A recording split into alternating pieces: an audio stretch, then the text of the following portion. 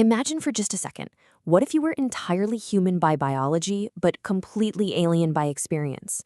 Like, what if a fully grown adult had literally never met another human being, right? It's kind of the ultimate outsider perspective, and it's the exact premise that introduces us to Valentine Michael Smith, a human being raised entirely by Martians.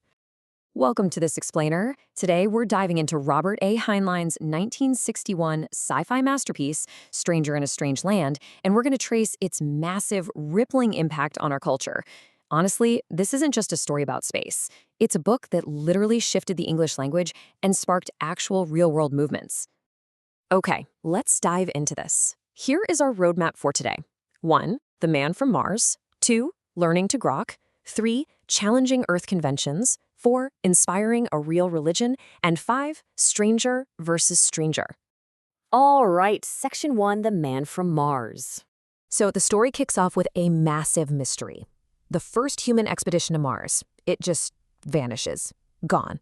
Then 25 years later, a second expedition goes up and discovers exactly one sole survivor. Valentine Michael Smith.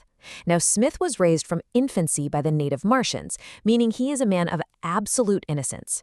When they bring him back to Earth, he has never breathed our air, tasted our food, or even seen a woman. And because he's only ever known Martian gravity, the guy can barely even walk. You get to see all our normal human conventions through his profoundly, completely alien lens. But here's the kicker. Smith isn't just some scientific curiosity. On paper, he is unbelievably powerful. He is the sole heir to the massive fortunes of that entire first crew. And even more shockingly, thanks to this obscure legal precedent called the Larkin decision, Smith is technically the legal owner of the entire planet Mars. Yeah, you heard that right. This makes him literally the most valuable property on Earth. So naturally, he immediately becomes a massive target for government and corporate control, and they essentially hold him prisoner in a hospital until a really curious nurse named Jill Boardman and a cynical reporter named Ben Caxton stage this daring rescue. Moving on to Section 2, Learning to Grok. So after his rescue, Smith desperately needs an education in, well, how to be human. He finds a mentor in this guy Jubal Harshaw, who is a wealthy physician, lawyer, writer, and just a professional contrarian. Under Jubal's roof, Smith introduces a fictional Martian word that actually literally changed our real-world dictionary. The word is grok. Now, the crucial point is, to grok something means to understand it so perfectly and so profoundly that the observer becomes one with the observed. It's like absolute perfect empathy. In this Martian philosophy, knowledge is love and comprehension is almost a form of consumption. You don't just understand water, for example, you grok it. And Heinlein didn't just invent this concept out of thin air. He grounded it in actual linguistic theory, specifically the Sapir-Whorf hypothesis. This is the idea that the language you speak fundamentally shapes your cognition and your perception of reality itself. In the novel, learning the Martian language literally dissolves old human categories of thought. It fundamentally rewires how the brain works, granting anyone who learns it these extraordinary abilities like telekinesis, or even the power to slow down their own bodily processes.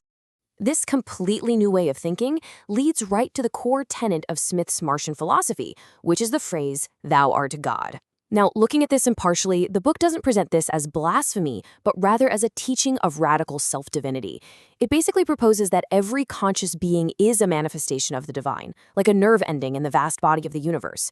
And realizing this is supposed to shatter our sense of loneliness and our human desire to dominate one another. Okay, Section 3, Challenging Earth Conventions. Heinlein expertly uses Smith as what's called a Minipian satire, basically using an outside observer to critically expose society's quirks. If we impartially contrast these views, we can see exactly how utterly bizarre 1960s Earth looks to Smith. For instance, where humans fear death, Martians practice conscious discorporation. They simply choose when to leave their physical bodies. Where humans practice strict monogamy, which is often laced with jealousy, Smith introduces water sharing and a type of physical intimacy he simply calls growing closer. And, right up against organized, hierarchical religion, he poses that concept of self-divinity, thou art God. To really sharpen this critique, Heinlein introduces the Fosterite Church into the mix. It's depicted as this wildly successful, incredibly powerful religious movement that mashes up fundamentalist tenets with gambling, sex, and this crazy carnival atmosphere. It essentially serves as Heinlein's biting satire of televangelism. It neutrally, but very clearly, illustrates how genuine spiritual hunger can sometimes be twisted into a grotesque pursuit of political and financial power.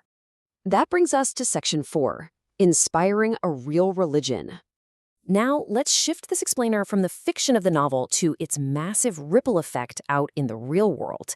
Just think about the timeline of events here. The novel was published in 1961, but by 1962, literally just 1 year later, fans were so moved by Smith's fictional Church of All Worlds that they formed a real-life organization using the exact same name. And this brilliantly illustrates the book's impact, especially when you consider it wasn't until 30 years later, in 1991, that readers would finally get to see Heinlein's original, uncut version of the text. So, about that real-world Church of All Worlds. Founded by Oberon Zell Ravenheart, it became a very prominent neo-pagan group. The members even refer to themselves as waterkin, directly pulling Heinlein's terminology, like water sharing, right off the page. It's fascinating, really. They merged Heinlein's sci-fi mythology with real-world psychological concepts, specifically Abraham Maslow's ideas on self-actualization, to create a whole community dedicated to reawakening Gaia, the Earth Mother. Finally, let's head into Section 5, Stranger versus Stranger. So looking back at that third date on our timeline, 1991, this introduces a deeply compelling meta-story about two very distinct versions of the novel itself. See, back in 1961, publishers considered the book's themes way too dangerous and commercially risky. So to actually get it published, Heinlein was forced to perform some major surgical cuts. He kept about 160,000 words, but had to painfully slice out 60,000 words. Guys, that is more than a quarter of the entire book. Now, what's really interesting about this is exactly how those cuts altered the fundamental DNA of the story. If we compare the 1961 published text to the 1991 uncut text, we go from just a spinster to a horse-faced spinster's semantician. Heinlein had to cut the book literally one single word at a time just to preserve the main plot. But in doing so, he lost so much of his highly specific, signature descriptive flair. Let's move on and see how this builds, because this compression is even more apparent in the dialogue for a character like Jubal Harshaw. In 1961, it reads, "Oh damn, I thought they would parley." But originally it was, "Oh damn, I had thought they would parlay first." You see, the edits compressed Jubal's natural, folksy rhythm into this jerky, rushed style. Heinlein himself was pretty unhappy about it, actually mournfully referring to it as telegraphies. And Heinlein knew exactly what he was sacrificing.